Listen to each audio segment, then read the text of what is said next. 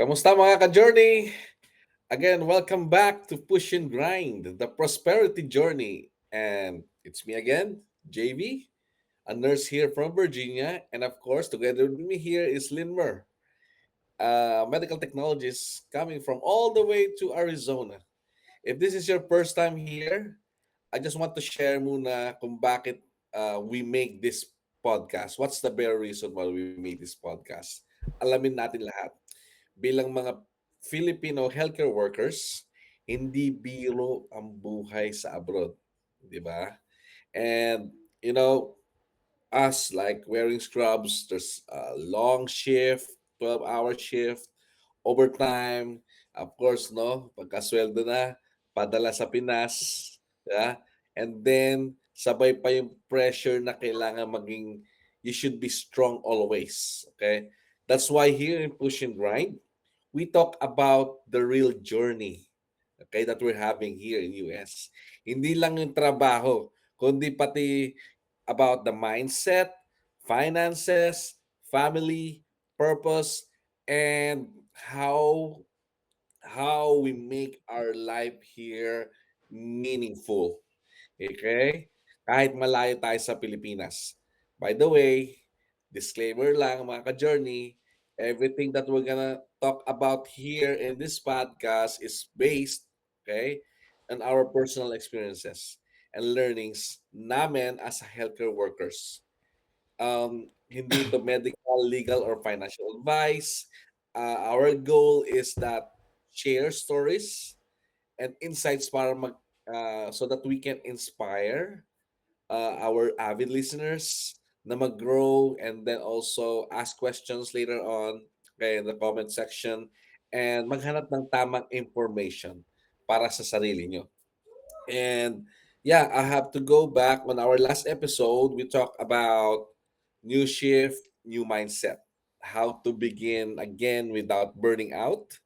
So, ang dami talagang nakarelate kasi totoo siya at kahit sanay ka na sa duty, there will come a time that you are drained and physically and emotionally stressed out ka. By the way, speaking of our last episode, I would like to shout out, of course, no, yung one of my coach and mentor, Coach Mike, for sharing our video, and also for other my coaches who's always there, Bro Linmer, to support us in our podcast. Coach Fe, Coach Monique, and Coach Claudette, and the rest of the team. Thank you so much for your all support and also for our avid listeners na nandyan na sumusuporta, nag-like, and share sa ating podcast. So, mabalik tayo.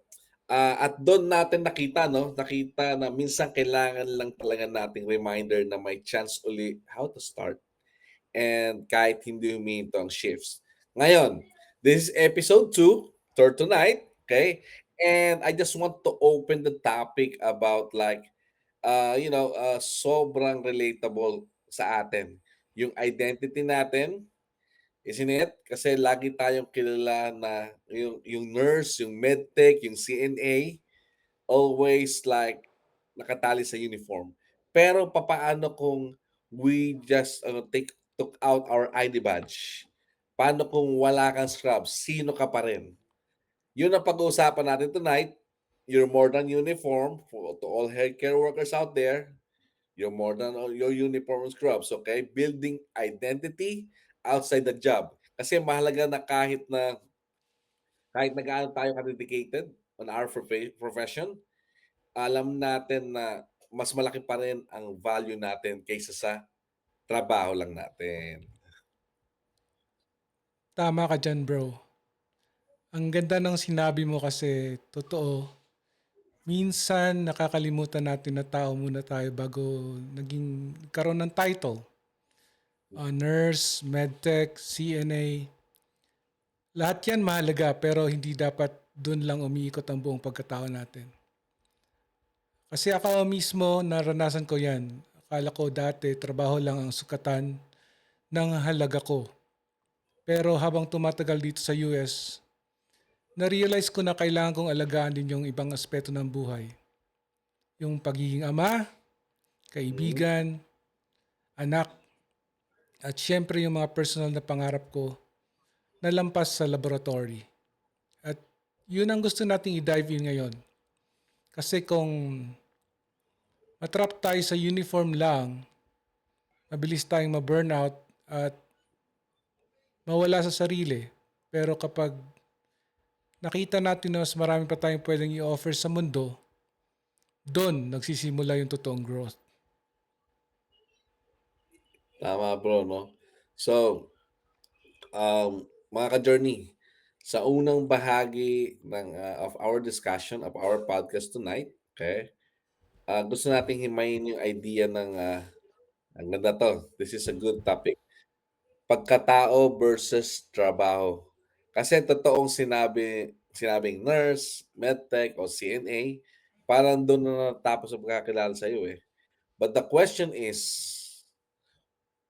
ano ka? What's your image? What's your identity after you you took off those scrubs and ID badge? Sino ka pa rin? Bro, paano mo nakikita itong struggle na yon? Yung pagkakakilala na sa atin based lang sa trabaho o sa uniform natin. Tama bro. Sa totoo lang, malaking issue to lalo na sa mga OFWs. Kasi pag nasa abroad ka, ang identity mo kadalasan magiging provider. Parang Yeah. buong buhay mo umiikot na lang sa sweldo at sa title mo sa hospital. Pero kung titingnan natin, may danger dito. Una, Mm. nawawala yung sense of balance. Trabaho lang, trabaho lang, walang oras para sa sarili at sa Mm. pamilya o sa pangarap mo. Second, nagkakaroon ka ng identity crisis. Kapag may biglang nangyari, halimbawa kung nagkasakit ka o di ka makapag-shift, bigla mo magtatanong, kung hindi ako nurse or hindi ako medtech, sino Mm. ako? Kasi importante na i-remind ng sarili natin na trabaho is just a role. It's not your whole identity. Oo nga bro. Ako rin minsan I feel like, kung na parang title lang yung nakikita ng tao. Okay, but the thing is that what are the things that we can do para hindi tayo matrap doon? Good question. Ang unang hakbang ay self-awareness. Dapat malinaw sa sarili mo na tao ka. Mm. Tao ka muna bago naging employee. Mm. O mahalaga yung trabaho kasi doon galing yung income at stability. Pero hindi ibig sabihin yun na yun ang sukatan ng buong pagkatao mo. Secondly, dapat mong alagaan ang ibang aspeto ng buhay mo. Kung parent ka, be present sa family mo. Yeah. And kung may talent ka, huwag mong hayaang mawala dahil busy ka sa ospital. At kung may Mm. pangarap ka, kahit maliit lang na step, simulan mo pa rin. And lastly, tandaan mo, your worth is not measured by your uniform. Mm. The hospital may replace you anytime, pero ang Tama. pamilya mo, ang purpose mo, hindi mapapalitan. Tama, no? Tumpak ka dyan, no? Ang ganda nun, bro. Kasi the reality is that sometimes we forget that we have roles in life that is deeper than our job, isn't it? Mhm. Exactly. So sa mga ka-journey natin, huwag niyong hayaang kainin ng trabaho ang buong pagkatao niyo. Exactly. Uniform is just bahagi lang siya ng pagkatao mo pero hindi siya ang kabuuan, the whole you. Mm. Isipin mo to kapag tinanggal mo yung ID badge, ano pa ang natitira? Dapat sagot mo ay ako pa rin. Anak, kaibigan, magulang, dreamer. Kasi at the end of the day, ang tunay na legacy natin ay hindi lang sa ospital, kundi kung paano tayo nabuhay ng may purpose at halaga beyond our profession. So mga ka-journey, sa pangalawang bahagi naman ng pag-usapan natin, gusto natin pag-usapan yung fear na lumabas sa comfort zone.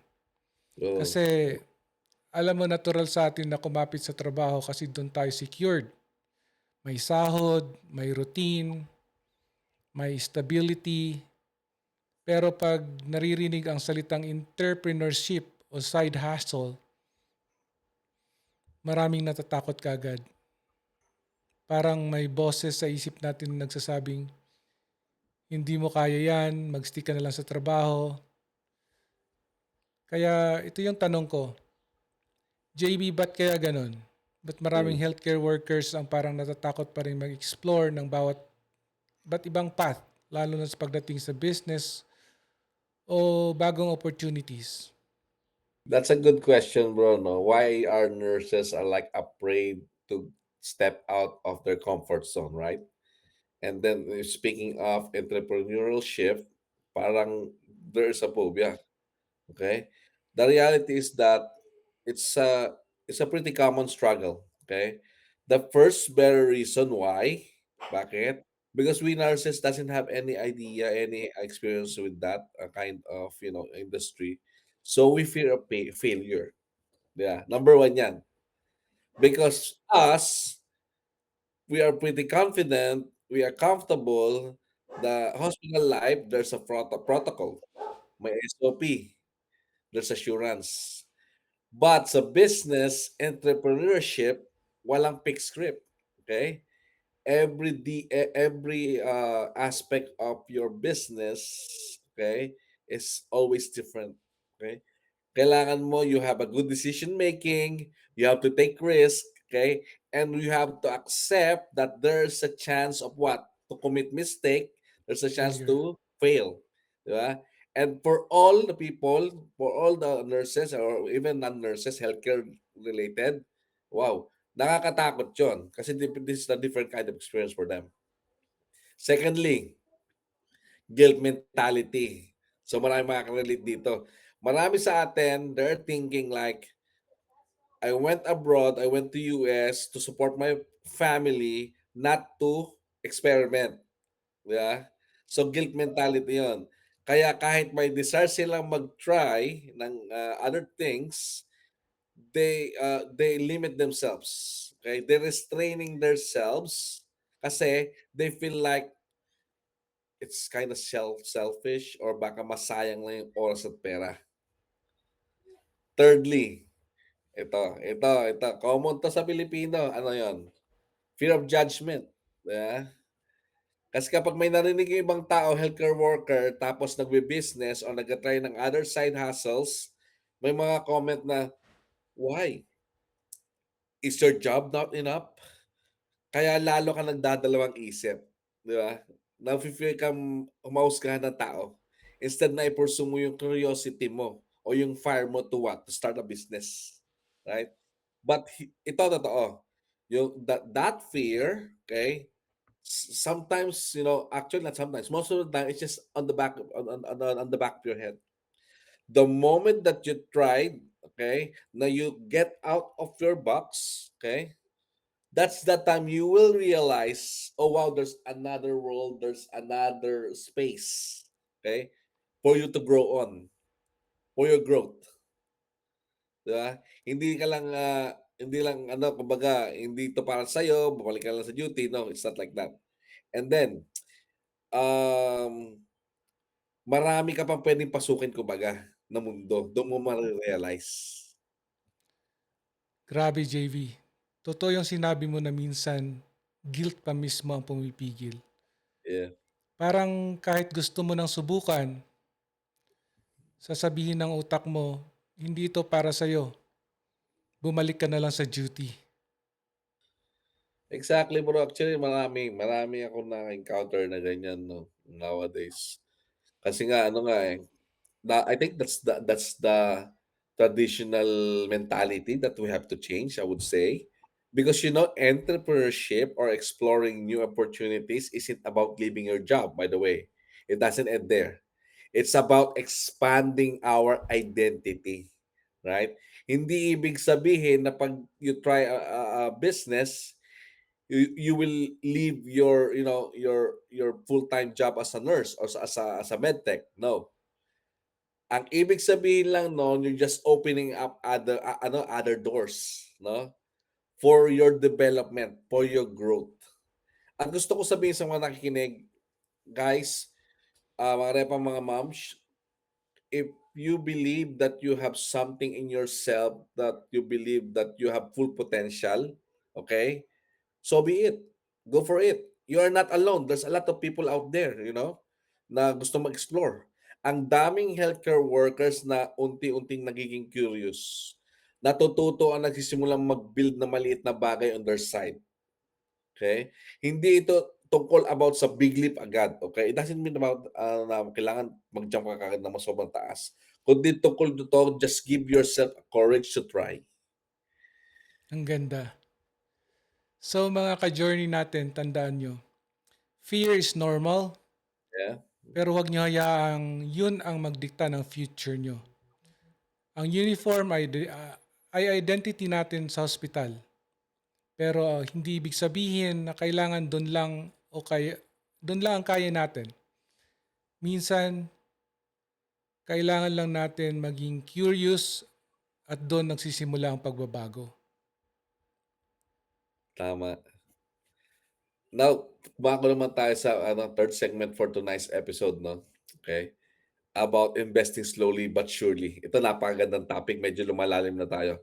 Alam mo bro, minsan naiisip ko talaga ang dami nating mga kaibigan, mga kababayan na nandito sa abroad, no? Not only in US, okay? We're earning what? Big money, chunks of no, not chunks of Dollars. money, in dollars, okay? Pero bakit parang laging kulang? Di ba? Bakit parang laging kulang? Parang cycle lang, duty, sahod, padala. Ang sarap tumulong sa pamilya, yes, of course. Pero kung titignan mo yung long term, wala talagang titira para sa'yo.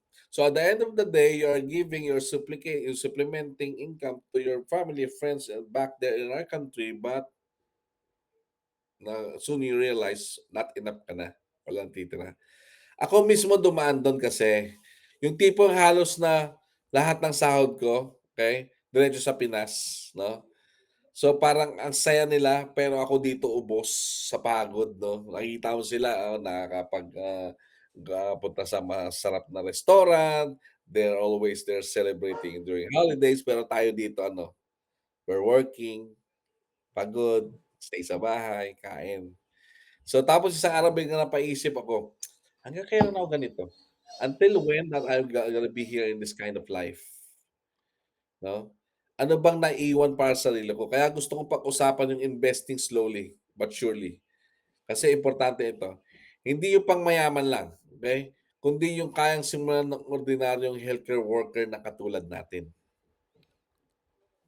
Pero totoo yan. At dito papasok yung mindset shift. Kasi minsan sa atin iniisip, kapag malaki na sahod ko, saka ako mag-i-invest. Pero alam mo kung anong nangyayari. Hindi yun Mm. dumarating. Yeah. Laging may dahilan, laging may expenses.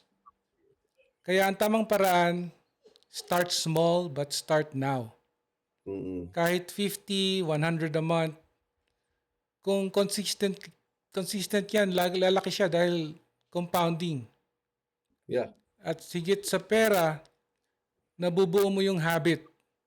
Kasi kung wala kang habit, kahit bigyan ka pa ng $10,000 bukas, mauubos lang yan.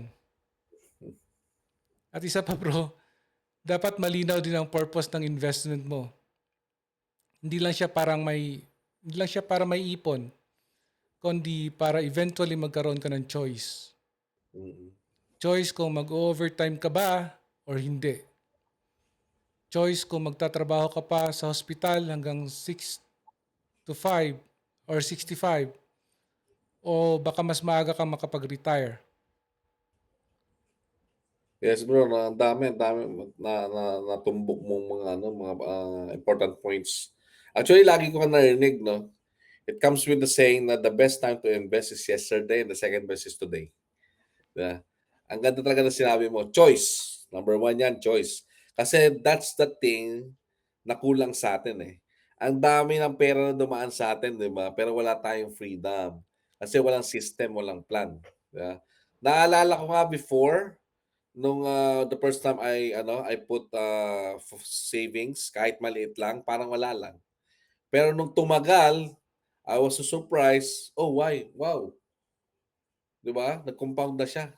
Lumaki na siya. And then soon I realized hindi pala the amount is not the issue. Okay? But the issue itself is what? Consistency. Exactly, JV. At gusto kong i-remind yung mga ka-journey natin na investing is not instant. Hindi ito tulad ng sahod na every 2 weeks may paycheck. Pero kung bibigyan mo siya ng oras, yan ang magbibigay ng peace of mind. And dagdag ko pa, huwag mong i-compare yung sarili mo sa iba. May kakilala ka na baka malaki na naiipon kasi ang laki ng sahod niya, ikaw, maliit lang yung na-start mo. Don't feel bad. Kasi ang tunay na laban dito is consistency at hindi competition. Sabi nga nila, slowly but surely. Yun ang sikreto. Kasi kung walang sinimulan, walang lalago.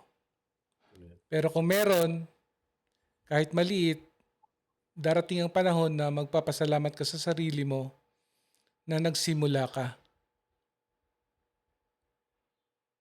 Tama, no?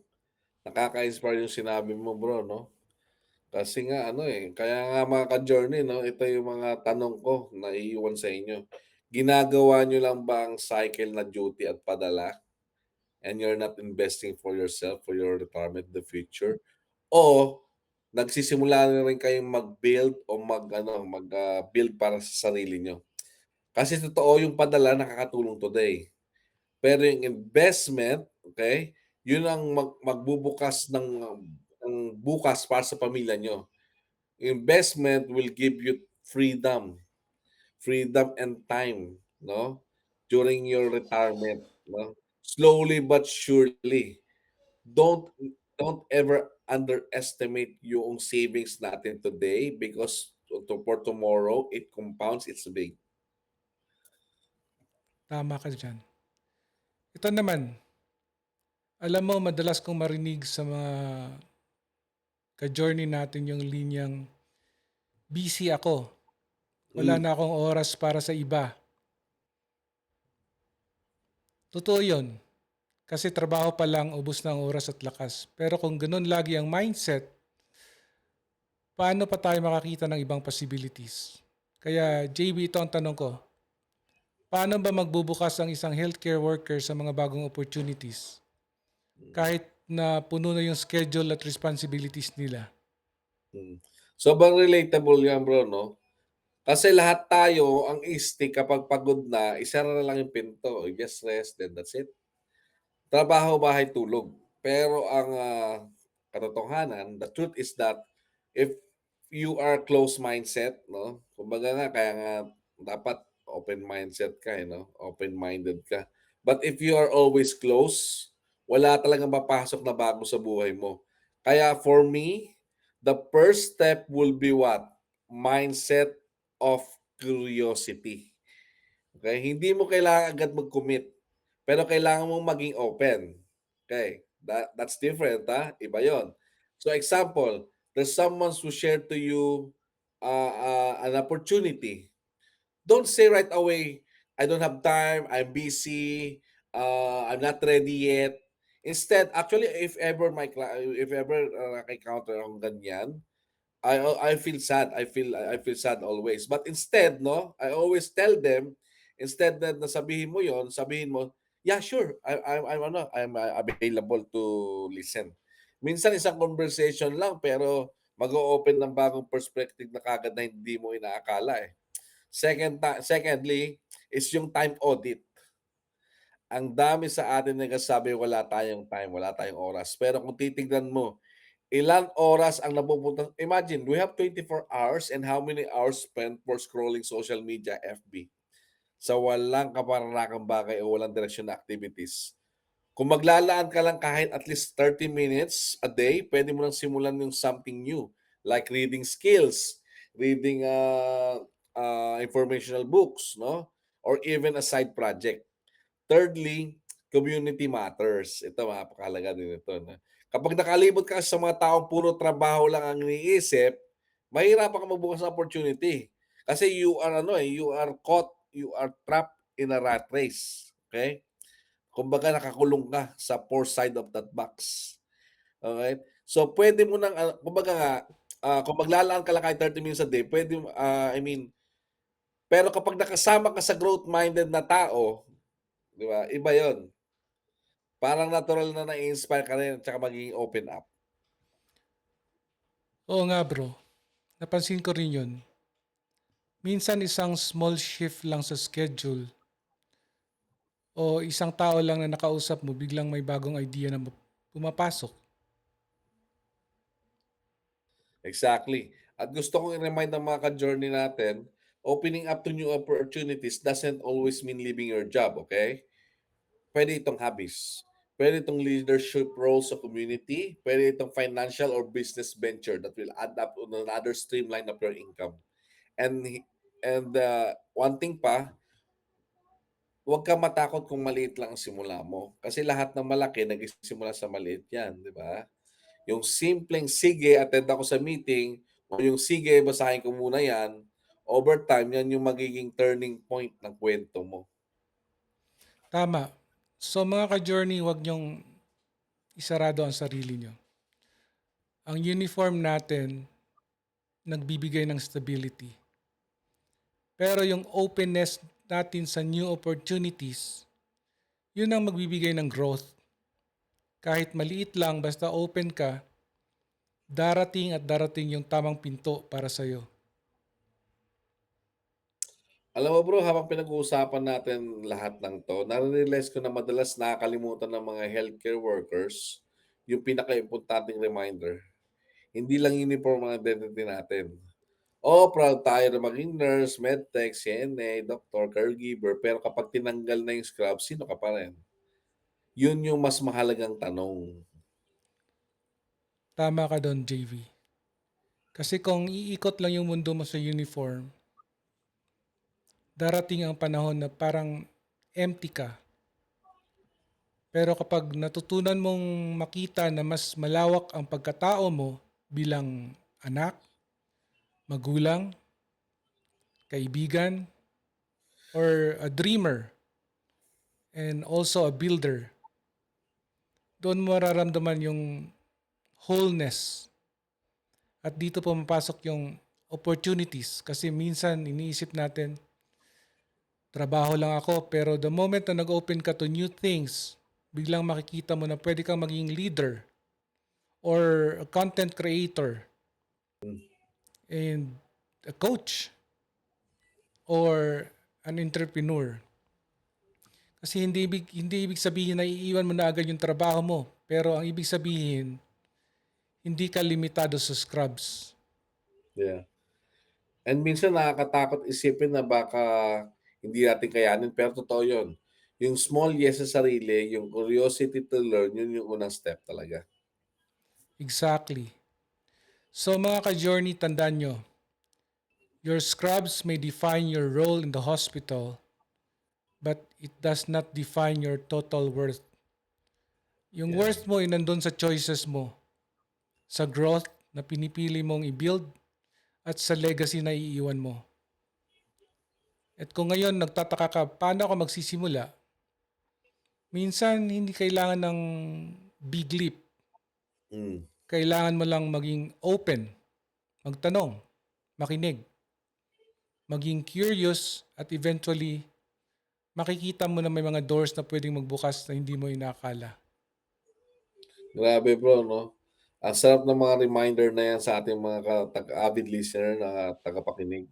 Kaya nga mga ka-journey, huwag niyo hayaang scrubs lang ang magdidikta ng buong identity niyo. Okay? Parte yan ng buhay natin, pero mas malaki pa kayo kaysa sa trabaho niyo. Okay? At kung may konting spark of curiosity kayo ngayon, and if for example, an opportunity, okay, opens to you, huwag niyong patayin. Alagaan niyo, take care of it. Kasi baka yan mismo yung magdadala sa inyo ng mas malaking kwento ng buhay niyo.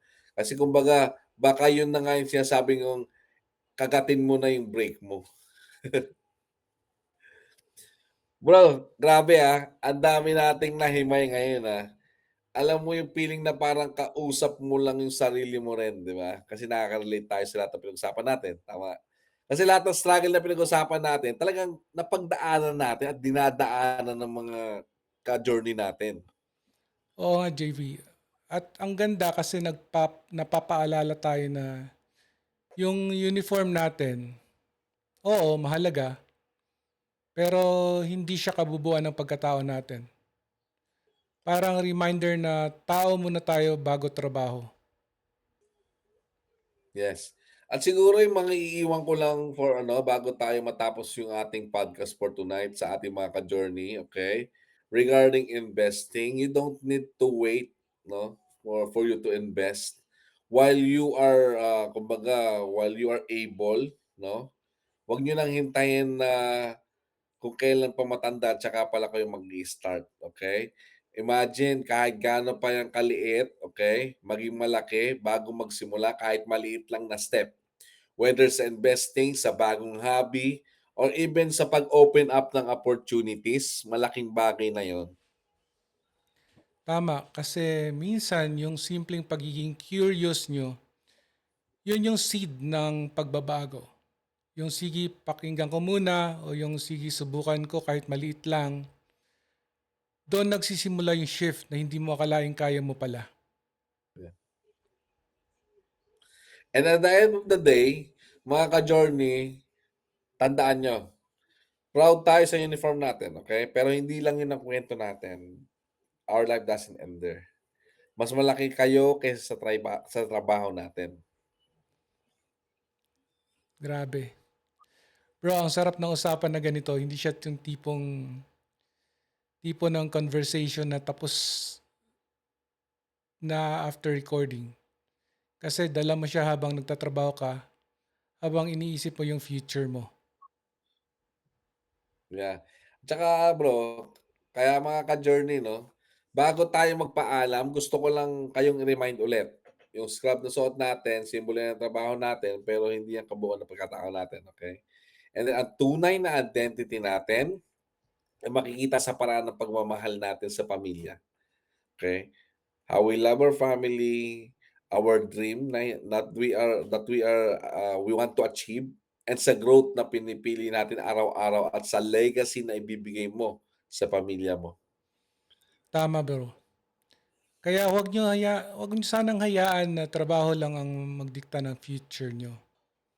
Be proud of your uniform, pero mas maging proud kayo sa kung sino kayo beyond it. Kasi doon nanggagaling yung tunay na lakas.